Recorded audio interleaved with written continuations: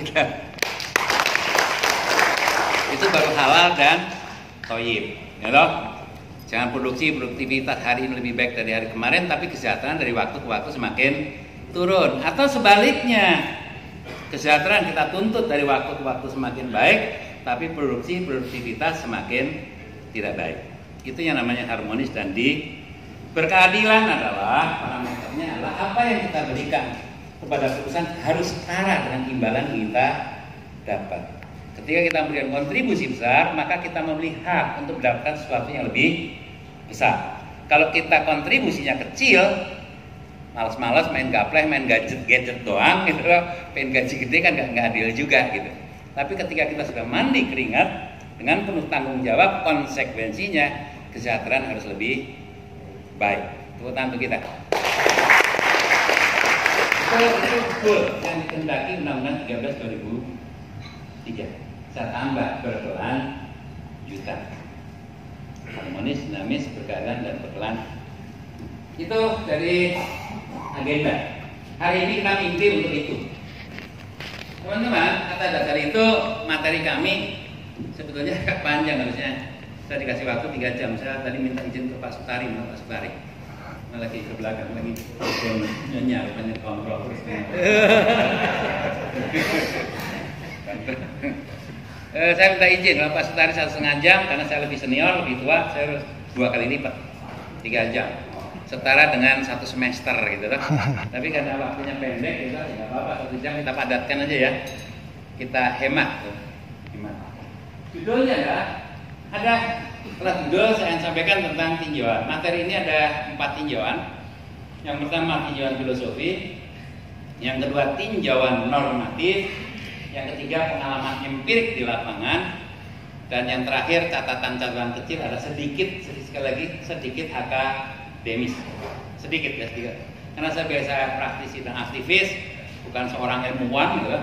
Dan demikian tinjauannya dari perspektif akademis tidak dominan. Yang dominan adalah ada filosofi, ada normatif dan empirik di lapangan. Slide kedua.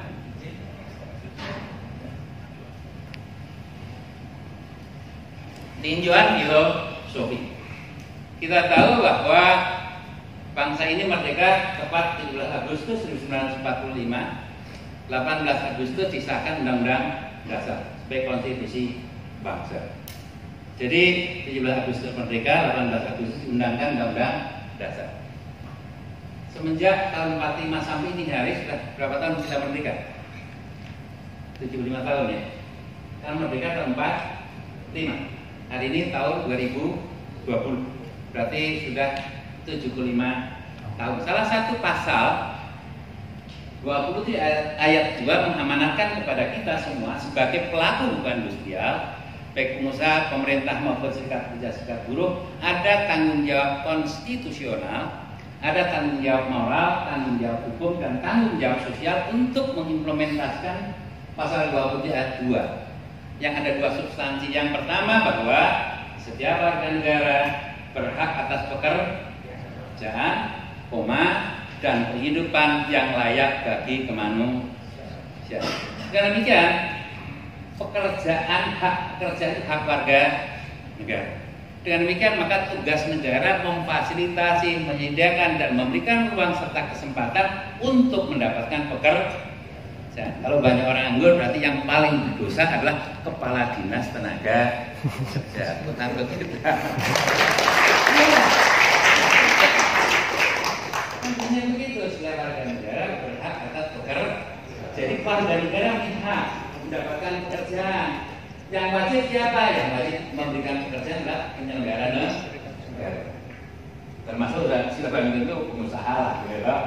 Jadi kalau apanya yang nganggur yang bisa pemerintah, gitu. Yang kedua, selain hak atas pekerjaan juga hak untuk hidup layak. Namanya hidup layak, ini aktivis serikat buruh sama tangan. Setiap warga negara berhak pekerjaan dan kehidupan yang layak bagi kemanusiaan. Yang namanya hidup layak ya. Terima kasih. Yang namanya hidup layak adalah. Yang ngomong bukan saya, pasal 27. Ya, yang namanya hidup layak adalah sesuai dengan peraturan undang-undang yang sudah ditetapkan dari sisi kebutuhan manusia. Tepuk tangan untuk kita. Dia mengatakan yang namanya hidup layak adalah sesuai dengan perintah undang-undang dan kebutuhan manusia. Menurut HRD ya, yang namanya hidup layak itu apa? Hidup layak adalah sesuai dengan yang diinginkan dan yang dibutuhkan dalam kehidupan. Sesuai dengan yang diinginkan dan dibutuhkan. Oke, persepsi boleh apa aja? Menurut HRD? Hidup layak suatu sesuai dengan kebutuhan, paling tidak dalam kehidupan keseharian. Jadi seorang anggota keluarga. Jadi sesuai dengan kebutuhan hidup bagi kebesaran bagi keluarga. Oke, tepuk tangan. Sebenarnya dia sama sebetulnya ya antara HRD dan serikat pekerja bagaimana mewujudkan kehidupannya layak. Layak memang parameternya sangat tentatif dan sangat relatif, debatable. Itu bisa 2-3 semester kita debat dengan selesai.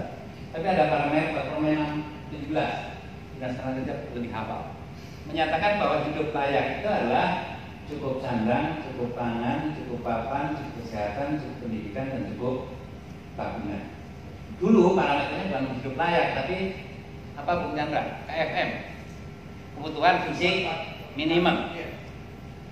Pada waktu dulu, era sebelumnya ada kebutuhan fisik minimum. Hari ini diatur dalam Permen 17 bahwa hidup layak itu adalah cukup sandang, pangan, papan, kesehatan, pendidikan, dan timbul pertanyaan, kalau hari ini belum hidup layak, serikat pekerja memiliki hak enggak untuk berjuang menciptakan hidup layak? Assalamualaikum. Clear gak ini? Kalau sekarang konstitusi mengatakan bahwa setiap warga negara berhak untuk hidup layak. Kalau belum hidup layak, serikat pekerja berjuang untuk menciptakan hidup layak, tindakan halal atau tindakan haram? Orang itu sampai ngomong halal haram? Halal. Serikat pekerja berjuang dari waktu ke waktu untuk mewujudkan mimpi bersama konstitusi, yaitu hidup layak. Yang diharamkan adalah kalau berjuang dengan tindakan-tindakan yang bersifat destruktif. Tapi kalau berjuang untuk hidup layak, kewajiban normatif, bawaan lahir bagi serikat pekerja, utang gila. Makanya HRD nggak boleh marah kalau serikat pekerja berjuang untuk hidup, karena perintah konstitusi. Saya ulang sekali lagi, ini perintah konstitusi, bukan perintah Abdullah. Perintah konstitusi mengatakan bahwa setiap warga negara berhak atas pekerjaan dan penghidupan yang layak bagi kemanusiaan. Jadi kalau mewujudkan hidup layak pada hakikatnya adalah kewajiban normatif bagi serikat pekerja dan tidak diharapkan, dan agar pengusaha juga legowo, yaitu ikhlas kalau ada serikat pekerja yang berjuang untuk mewujudkan hidup layak. Itu normatif aja gitu. Jangan terus pengusaha membenci serikat pekerja. Nah, nggak nyambung. Nggak bisa harmonis kalau pengusaha membenci serikat pekerja untuk berjuang hidup layak. Itu normatif aja, itu bawaan lahir, itu tugas. Ini saya garis bawahi agar clear dulu deh. Clear dulu dari perspektif cita-cita pendiri bangsa dan cita-cita para inisiator kemerdekaan. Pertama kita merdeka ya untuk hidup layak. Bukan kita merdeka untuk ditindas, bukan, untuk hidup layak. Amin ya rabbal alamin. Ini perspektif loh.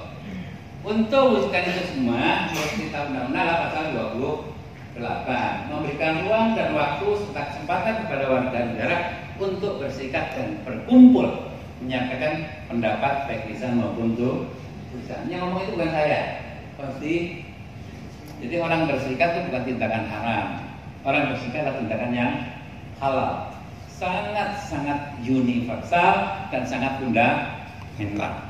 Jadi nggak boleh siapapun melarang orang berserikat karena memang konstitusional. Jadi ini sebetulnya untuk mewujudkan ini gitu, ya tak? Cuma permainannya suatu kan trouble gitu. Atas dasar itu maka negara mengatur, diatur dalam undang-undang ketenaga kerjaan. Bagaimana tata cara dan tata kelola membentuk serikat pekerja, etika berserikat, tata krama berserikat, tata krama perjuangan dan seterusnya. diatur melalui norma-norma hukum ketenaga kerjaan. Atas dasar itu maka di dalam topik besarnya saya setuju sesuai dengan peraturan ketenaga. Sekali lagi saya tegaskan, untuk mewujudkan hidup layak pada hakikatnya sangat normatif, sangat manusiawi, bawaan lahir, universal. Yang tidak dibenarkan adalah kalau dengan cara-cara yang disruptif.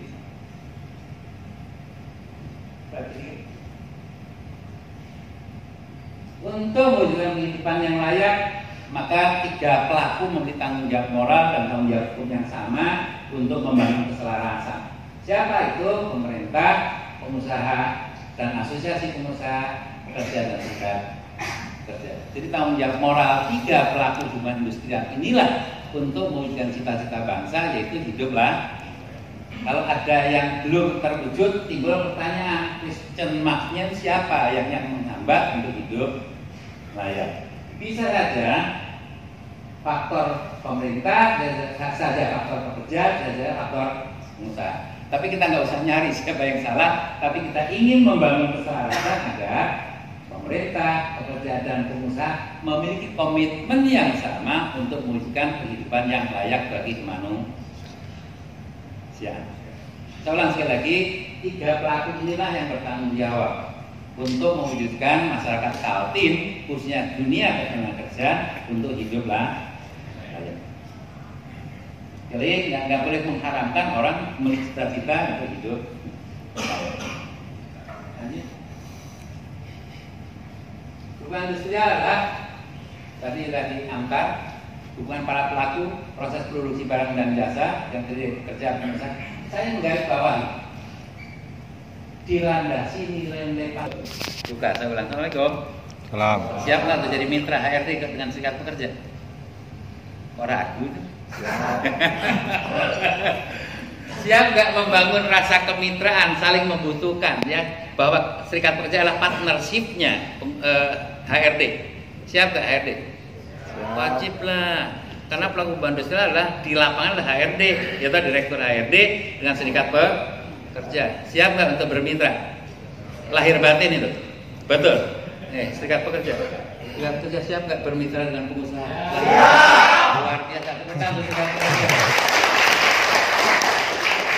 Kalau psikolog itu mengatakan yang ragu untuk buat kemitraan itu ternyata HRD. Enggak, hari ini kita hidup dalam satu atap, ya toh, dalam satu atap yang sama, harapannya mimpinya sama, cita-citanya sama, goalnya sama, yaitu hubungan industrial yang harmonis, dinamis dan berkeadilan. Jangan tidur satu kamar, ya toh, yang satu mimpinya kemana, yang satu kemana, gitu. Izin nih, mohon maaf ya, saya paling tua di ruangan ini, boleh saya ngomong sama yang muda begitu, boleh kan? Tolong bangun keikhlasan lah, keikhlasan antara kalangan HRD dengan serikat pekerja bahwa kita itu mitra baik dalam suka maupun duka. Menurut Hubungan Industrial Pancasila, kemitraan di bidang apa? 3, air dan laut tadi. 1, mitra dalam proses produksi. Yang kedua, mitra dalam bertanggung jawab. Yang ketiga adalah mitra dalam menikmati hasil. Yang ngomong begitu bukan saya, Hubungan Industrial Pancasila. Jadi membangun kemitraan antara serikat pekerja dan pengusaha, mitra dalam proses produksi, mitra menjaga kelangsungan usaha perusahaan, dan ketika berhasil, yuk kita petik bareng secara adil. Ikhlas nggak kalau gitu? Ikhlas. Prioritas Kuat. Ikhlas nggak? Ikhlas lah. Bumi yang diberikan berkah oleh Tuhan untuk kemaslahatan kita semua, kok nggak ikhlas sih? Kata bos nggak apa-apa. Yuk kita kerja keras bareng, tapi kita nikmati bareng, kita menikmati bersama. Yang namanya bersama tidak harus sama loh nilainya, iya toh? Yang namanya direktur sama operator kan beda. Adilnya direktur itu kalau sudah mobilnya apa? Yang gede itu apa? Yang ada kulkasnya dalam. Oh. Terus, ya, betul. Terus tinggalnya kalau di Jakarta di Kemang, istrinya 1. Gitu. Di sini. 1, gitu. Di sini. 1 di Bro, gitu. 1 di itu baru dianggap adil. Pekerja, operator beda lagi ukuran adil. Nah, pada dasarnya saya ingin katakan bahwa bagi kita yuk bangun keikhlasan untuk membangun kemitraan. Jadi jangan naruh rasa kebencian sesama kita. Sikap kerja bencinya setengah budak sama HRD ya toh. HRD juga bencinya setengah budak ke nggak akan damai itu hidup. Nggak akan damai. Yang damai itu kalau kita membangun kemitraan dengan ketulusan, keikhlasan demi keberkahan bersama. Tuhan kasih keberkahan buat kita ini. Sumber daya alam. Saya kemarin pada waktu menghadap Pak Muldoko, saya katakan Indonesia itu memiliki keunggulan komparatif dan keunggulan kompetitif. Keunggulan bagi bangsa ini salah satu adalah sumber daya alam yang luar biasa. Yang demikian kita wajib punya dikelola secara seksama dan bijaksana. Ketika kita negosiasi dengan pemerintah asing, tolong dong buat undang-undangnya yang seimbang gitu. Jangan korbanin kedaulatan. Karena apa? Karena kita diberikan berkah oleh Tuhan yang luar biasa. Dimulai dari yang pertama tadi cerita tentang apa? Kertas. Setelah itu kayu. Setelah itu apa sekarang? Terlalu serius, terlalu tegang banget. Sekarang tambang, ya toh, benar nggak? Besok keberkahan yang lain akan muncul manakala kita mensyukuri nikmat yang diberikan oleh Tuhan. Tapi kalau kita nggak mensyukuri, saling cakar-cakaran, saling khianat, saling memangsa, kanibalisme, nggak akan keberkahan itu akan timbul. Keberkahan timbul itu manakala sesama kita itu saling mengasihi, saling asah, saling asuh, saling, ya toh. Tapi kalau saling memangsa, pengusaha memangsa pekerja, pekerja merasa kuat serikat pekerjanya memangsa pengusaha, nggak akan selesai itu barang. Ciri yang harmonis menurut nilai Pancasila adalah budaya dua. Yang pertama adalah budaya gotong royong dan yang kedua budaya musyawarah. Tadi dikatakan oleh calon gubernur, ya toh, Mas tadi mengatakan bahwa hutan beliau. Dia mengatakan bahwa ya doa lah, doa yang baik-baik aja lah calon gubernur. Siapa yang mimpi jadi gubernur, tahu-tahu jadi. Yang namanya budaya gotong royong, ini bahasa Sunda sebetulnya. Royong itu bahasa Sunda, gotong itu memikul bareng. Jadi antara pekerja dengan pengusaha harus menggotong bareng, royongnya juga sama. Gotong bareng itu artinya memikul beban secara bersama-sama. Gotong dan royong, menikmati royong. Royong itu kita nikmati bersama, gotongnya sama-sama, menikmati hasilnya bersama. Filosofinya sangat bagus sebetulnya, tapi implementasinya waktu-waktu abai terhadap tinjauan filosofi. Satu, gotong royong. Gotong mikul bareng, royong menikmati bareng. Yang kedua, musyawarah. Boleh beda pandangan, boleh bersengketa, gitu. Tapi syarat mutlak adalah tadi ada satu slide lagi, dipartit sampai bipartit. Rundingo sehari nggak selesai, 7 hari 7 malam. Nggak selesai 7 hari 7 malam, runding juga, musyawarah juga, 40 hari 40 malam. Ini tradisi dan budaya bangsa, musyawarah. Baru kalau nggak selesai mediasi, ya toh. Terus ke PHI sampai ke Mahkamah Agung. Tapi idealnya adalah musyawarah. Mosok kita kenaikan upah yang memutuskan adalah hakim PHI. Umpama ya toh. Kita hidup bareng, ya toh. Dalam satu atap yang sama, kerja bareng, keringatnya bareng, mimpinya bareng. Ketika menentukan kesejahteraan yang nentuin majelis hakim, nggak pas mas. Bukan nggak boleh sekali lagi. Tapi kayaknya nggak bijaksana ketika nasib kita yang menentukan orang lain. Bok musyawarah antara HRD dengan serikat kerja, dengan ketulusan, dengan keikhlasan, dengan kejujuran, dan keterbukaan. Tepuk tangan buat HRD. Wah teori, ya emang teorinya gitu, prakteknya mestinya begitu. Atas dasar itu modal HRD dimanapun dari Sabang sampai Merauke, saya selalu katakan bahwa modalnya satu, sabar. Keberhasilan HRD bukan mem-PHK orang sebanyak mungkin, tapi keberhasilan HRD adalah membangun, memaintain hubungan yang harmonis, dinamis dan berkeadilan. Dengan cara apa modalnya? Sabar. Kalau sekarang sabarnya masih kurang, beli sabar 2 koper lagi menghadapi serikat pekerja. Gitu dong. Intinya itu. Jangan mutar-mutar ke nakar, mutar-mutar ke PHI. Bukan nggak boleh sekali lagi, tapi akan bijaksana ketika kita selesaikan di rumah tangga.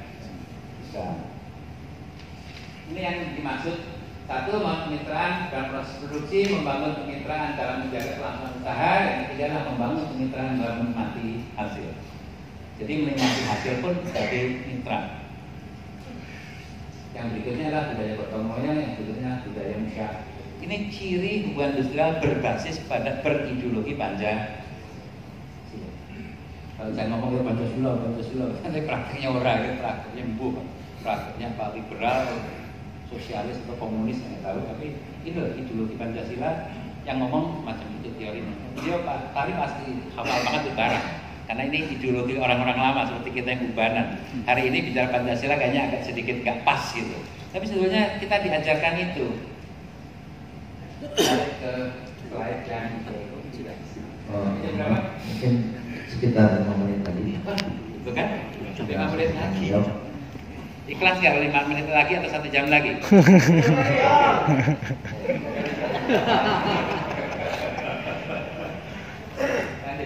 Nggak, saya akan menyesuaikan aja deh.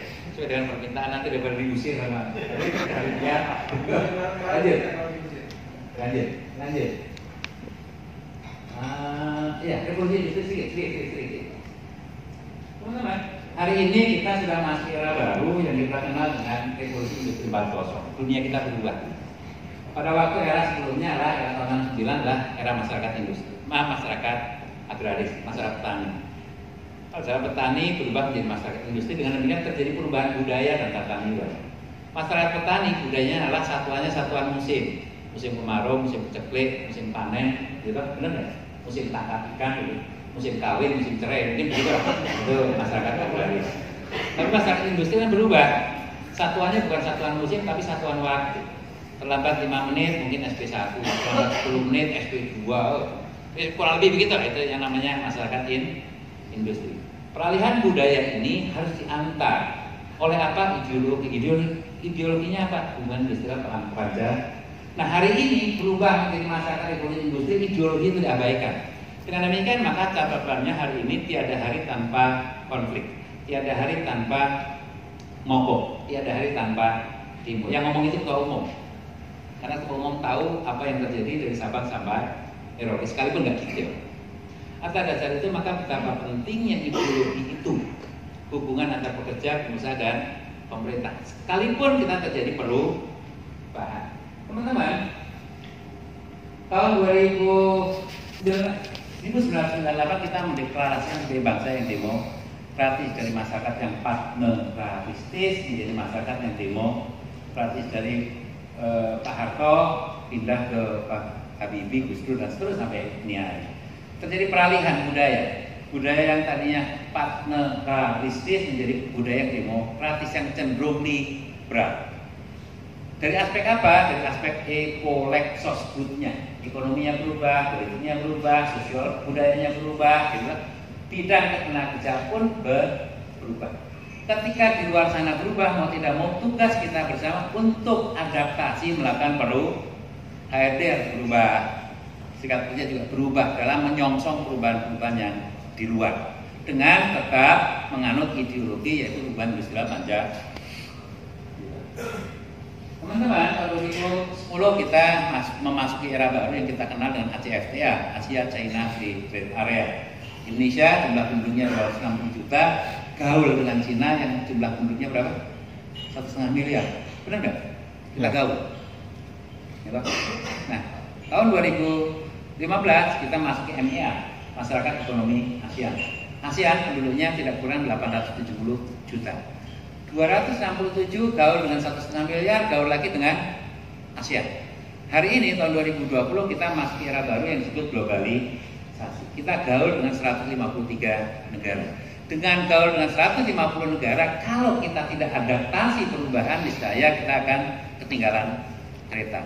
Pada saat itu PR besar adalah bagi serikat pekerja maupun pengusaha dan pemerintah untuk adaptasi perubahan. Siap berubah? Siap. Siap berubah? Siap. Harus siap berubah karena dunia di luar sana berubah, ya. Di luar sana berubah, kita tidak berubah, masih seperti kurung batok. 1, 2 menit lagi. Sekarang memasuki era revolusi industri, maka terjadi berbagai perubahan budaya. Ini sampai sebutin ini. Nah, ini koridornya. Oke. Oke. Lanjut terus. Turun. Balik. Nah, sekarang dampak perubahan tadi perubahan industrial, maka indikatornya kebebasan berserikat. Serikat pekerja turun 1 SPSI. Hari ini karena kita mau liberalisasi sesuai dengan Undang-Undang 21 2000 dan berbagai turunannya, maka serikat pekerja hari ini di tingkat nasional ada 144 nama serikat pekerja. Konfederasinya ada 16. Saya di konfederasi SPSI wakil presiden, di SPSI-nya adalah sebagai ketua umum. Kebebasan PHI. Tadi Pak Sari menyebutkan tentang ada mediator, ada konsiliator, ada arbiter. Itu sebagai bentuk demokratisasi agar pekerja memilih mau mana yang dianggap adil menyelesaikan persoalan ketenaga kerjaan. Kalau dulu hanya perantara P4D dan P4P, sekarang boleh arbiter, boleh konsiliator sebagai bentuk demokratisasi lagi tentang hubungan kerja, outsourcing, kontrak, dan itu demokratisasi juga. Ya, tapi sewaktu-waktu demokratisasi yang kita alami hari ini adalah tanpa kode etik, disebut demokrasi yang tanpa code of conduct. Biasanya cenderung agak sedikit anarki gitu. Pada dasar itu rasanya memang pelan-pelan pemerintah daerah saat tripartit membangun etika dan tata krama hubungan industrial di Kabupaten Berau kayak apa, di Provinsi Kaltim kayak apa, itu mesti didesain melalui LKS tripartit. LKS tripartit siapa yang hadir hari ini? Assalamualaikum. Boleh ngacung. LKS tripartit pertama kita. Coba dipikirkan untuk mendesain hubungan industrial ala Berau kayak apa, ya toh? Ala Kaltim kayak apa gitu, menyongsong perubahan-perubahan yang luar biasa itu. Tanpa itu pada akhirnya kita akan menganut paham dogma yang mungkin orang luar punya, bukan sudah ala orang luar yang masuk ke kawasan kita. Padahal kita memiliki nilai-nilai kultural yang layak untuk dipertahankan dalam membangun hubungan antara pekerja, pengusaha dan pemerintah. Ini penting ya, satu catatan bagi tripartit. Peran hari ini adalah bebas serikat pekerja dan seterusnya, termasuk dalamnya dampaknya adalah bebasnya investasi, bebasnya teknologi, dan bebasnya masuk tenaga kerja asing masuk ke Indonesia. Ini akibat kita menganut mazhab yang sangat-sangat liberal. Nanti ini menjelang terakhir. Ini market Nah, yang dari bawah ini pengusaha ada. Pemerintah ini ngomongin 2003. Perintahnya yang pertama adalah kesalahan kebijakan. Jadi kebijakan yang dibuat oleh negara melalui pemerintah, khususnya leading sektornya adalah dinas tenaga kerja, adalah kewajibannya membuat kebijakan. Kebijakan apa? Bidang ketenaga kerjaan. Yang kedua, tugasnya adalah memberikan pelayanan. Tugas pemerintah memberikan pelayanan. Kenapa? Karena yang bayar rakyat.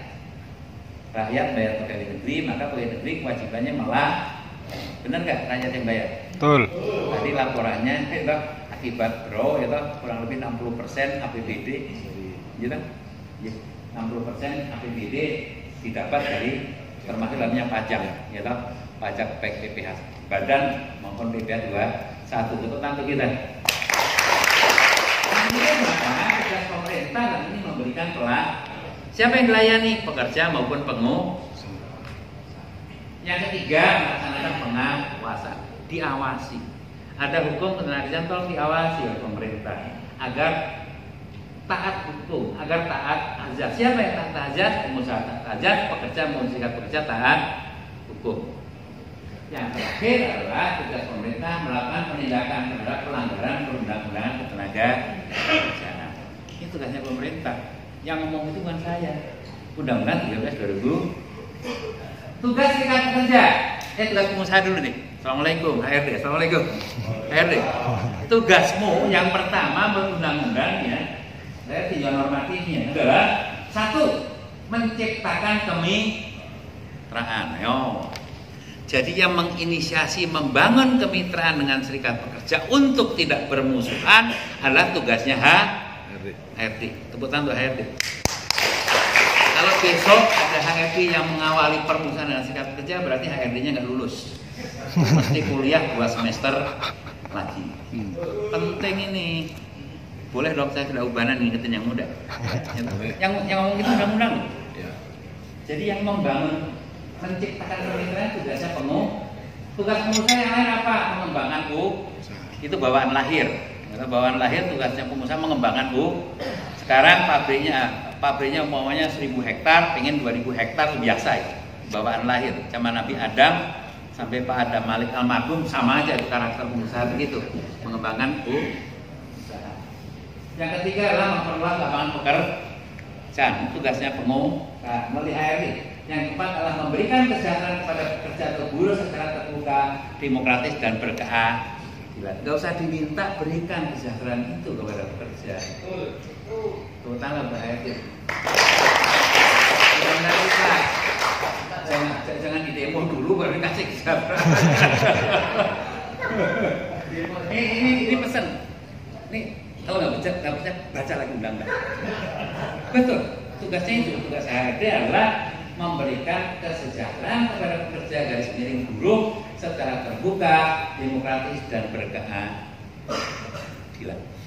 Itu tugasnya HRD. Nah sekarang tugasnya pekerja, serikat pekerja. Saya ingetin nih, anak-anak muda. Tugasnya pekerja adalah menjalankan pekerjaan. Yang kedua menjaga ketertiban dan kelangsungan proses produksi. Siap? Aspirasi laksanakan secara demokratis. Artinya gini, demokratisasi itu kan menganut Demus Kratos. Saya ulang, Demus Kratos. Demus Kratos itulah kedaulatan di tangan rakyat. Nah, rakyat itu seluruh pekerja kalau menyampaikan aspirasinya, rakyat itu sampaikan kepada pengurus yang sudah dipilih. Itu bentuk demokratisasi. Bukan ribuan orang rame-rame ngadep HRD itu bukan demokrasi, itu namanya anarki itu.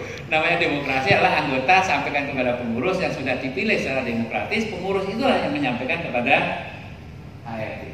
Ini aspirasi secara demokratis. Yang keempat, mengembangkan keterampilan, meningkatkan skill, pengalaman, pengetahuan dan wawasan dalam rangka menyongsong revolusi industri 4.0. Yang terakhir adalah memajukan kalau perusahaan nggak maju, yang paling berdosa adalah serikat pekerja. Tentang serikat pekerja. Memajukan perusahaannya tugasmu, tapi mensejahterakan rakyat adalah tugasmu. Emang iya? Betul. Kalau nggak percaya sekali lagi baca Undang-Undang 13/2000. Saya nggak ngurangin, ini substansinya saja, redaksinya panjang, tapi substansinya. Ini saya pikir penting, ya, tolong dihayati, diamalkan dan dilaksanakan dalam rangka membuat istilah yang harmonis, dilanjutkan berkah. Terakhir, kita satu slide aja. Lanjut. Nah, teman-teman, khusus serikat pekerja dan pengusaha, saya sampaikan, dan pemerintah sebagai pengawas. Ada konvensi ILO 98 yang diratifikasi menjadi Undang-Undang 1856. Apa itu? Nih. Konvensi ILO nomor 98 diratifikasi menjadi Undang-Undang nomor 18 tahun 56. Undang-undang lama banget ya. Saya belum lahir. Undang-undang udah lahir. Undang-Undang 1856. Apa itu? Dua substansinya. Yang pertama adalah pekerja memiliki hak untuk berserikat. Serikat pekerja memiliki hak untuk berunding bersama dengan perusahaan. Yang ngomong ini siapa? Konvensi ILO 98 dan Undang-Undang nomor 1856. Sampai hari ini kok nggak dirubah, Bung Abdullah? Enggak, karena konvensinya sampai hari ini tidak dirubah. Konvensi ILO nggak dirubah, maka undang-undangnya nggak akan pernah Perintahnya apa? Perintahnya adalah pekerja memiliki hak untuk berserikat, serikat pekerja memiliki hak untuk berunding bersama dengan perusahaan. Atas dasar itu maka runding adalah kewajiban normatif, musyawarah kewajiban normatif. Maka kalau saya katakan runding dan runding memang konvensi ILO ngomongnya begitu. Ini universal di negara manapun sama. Yang namanya pekerja memiliki hak untuk berserikat, serikat pekerja memiliki hak untuk berunding bersama dengan perusahaan. Nah, tentang apa itu? Tentang syarat-syarat kerja, hubungan kerja, upah, jaminan sosial maupun yang lain yang ada tali temalinya dengan kepentingan dunia hubungan industrial. Urutan untuk kita. Nah, sekarang pesan moralnya nih, pesan moralnya. Yang nggak diatur dalam undang-undang, tapi pesan moral. Pesan moralnya adalah ketika serikat pekerja ngajuin permohonan perundingan, pengusaha HRD jangan melakukan penolakan. Berikan ruang untuk bermusyawarah. Kalau nunda silahkan. Ini hari nggak mungkin runding karena menjelang ekspor umpamanya. Ini hari nggak runding karena padat banget berbagai aktivitas dan kegiatan audit. Nggak apa-apa. Tapi janjikan kapan? Gitu loh. Itu kewajiban pengusaha untuk memberikan ruang musyawarah. Sebab apa? Kalau nolak runding, ini tanya sama beliau, dulu pengawas, sekarang jadi kabit HI dan Saker.